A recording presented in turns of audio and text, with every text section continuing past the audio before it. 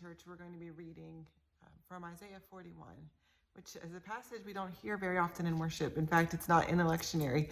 There's no occasion where if you follow the lectionary, you're going to hear this passage from chapter 41. So this week, I thought in our devotions, we might hear from the other chapters in Isaiah and see what they have to say for us. Today, we're going to hear from Isaiah 40. Comfort my people, says your God. Speak compassionately to Jerusalem and proclaim to her that her compulsory service has ended, that her penalty has been paid, that she has received from the Lord's hand double for all her sins.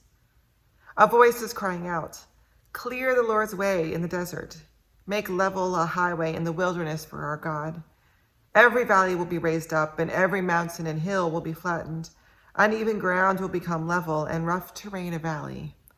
The Lord's glory will appear, and all humanity will see it together. The Lord's mouth has commanded it. So this story comes in the middle of Israel's exile. It's from Second Isaiah, what we call Second Isaiah. Isaiah, it has likely three writers, three distinct time periods where Isaiah comes to us. And this is the second one. And so Israel has been in exile for a while. And everybody there seems to have given up. They've given up on the idea that peace in the Middle East is possible. And you can understand why they would think that, because we've sort of given up on the idea that peace in the Middle East is possible. And so in the midst of their exile, they hear these words, comfort my people. God says to Isaiah that Isaiah's job is to bring comfort and to speak peace in the midst of the exile that these people are feeling. And this exile is a result of human error, human neglect, of human inattention to God. And it's not just one person. It's not one person who messed up. It's a series of mistakes. It's years and years and years and years of people neglecting the word of the Lord.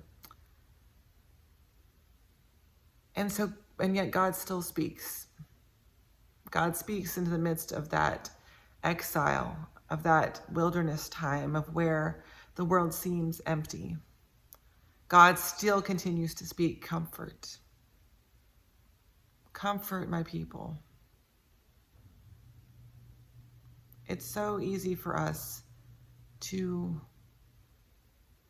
become mired in the discomfort, to become focused on the discomfort, to revel even in the discomfort.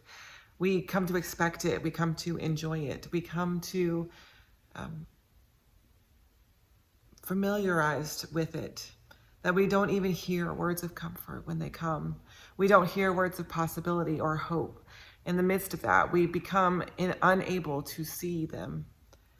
And we begin to amplify our exile. We begin to amplify the words that confirm what we're already feeling on the inside, or what we feel like we should be feeling on the inside. And yet God speaks comfort. God's words are comfort my people. Make plain a path in the wilderness. Speak messages of hope. People need to hear them, God says.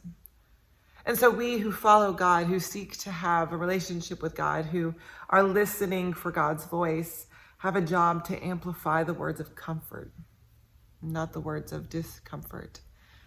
We have a job to speak into the wilderness, to make level the path.